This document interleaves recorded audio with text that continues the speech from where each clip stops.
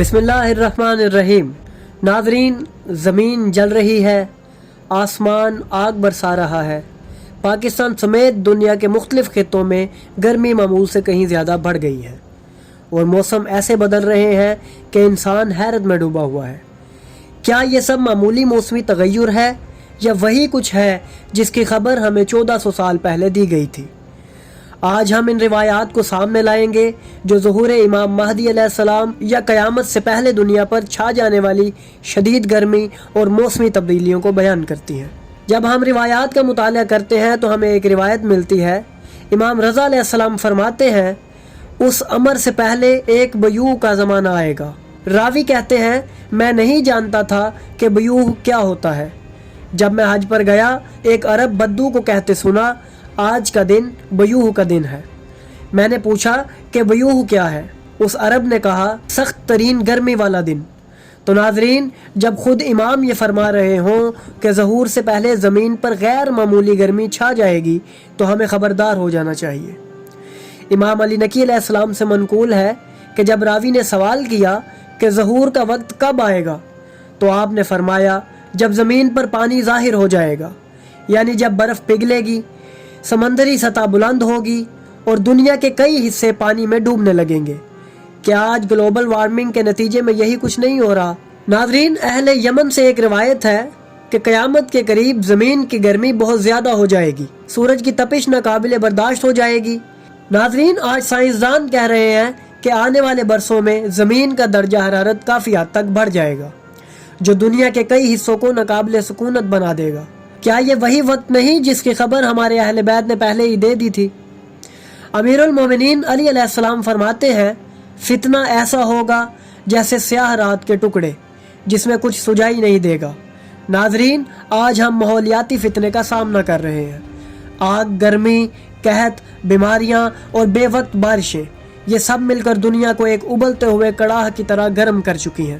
رسول اللہ صلی اللہ علیہ وآلہ وسلم نے فرمایا، لوگوں پر ایک زمانہ ایسا آئے گا کہ آسمان سے بارش تو برسے گی لیکن زمین کچھ نہیں اگائے گی۔ ناظرین، یہ وہی وقت ہے جب بارش تو ہو رہی ہے لیکن اس سے زراعت کو فائدہ نہیں، کیونکہ یا تو زمین زہریلی ہو چکی ہے یا موسمی تغیر نے فصلوں کی زندگی چھین لی ہے۔ ایک اور روایت میں رسول اللہ نے فرمایا، جب تم رمضان میں مشرق کی جانب آسمان پر آگ کا ستون دیکھو تو اپنے لیے سال بھر کا راشن جمع کر لو، کیونکہ قحط آنے والا ہے۔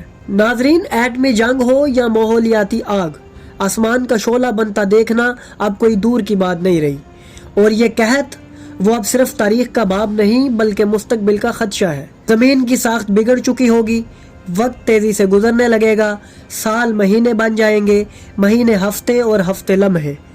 ناظرین، یہ تیزی، یہ بے وقت تغیر اور یہ موسمی پاگل پن سب اسی قیامت کی آمد کا مقدمہ ہے جس کی نشانیاں زبان وحی سے ہمیں بتا دی گئی تھی۔ ناظرین، یہ سب نشانیاں ہمیں غافل کرنے کے لیے نہیں بلکہ جگانے کے لیے دی گئی ہیں۔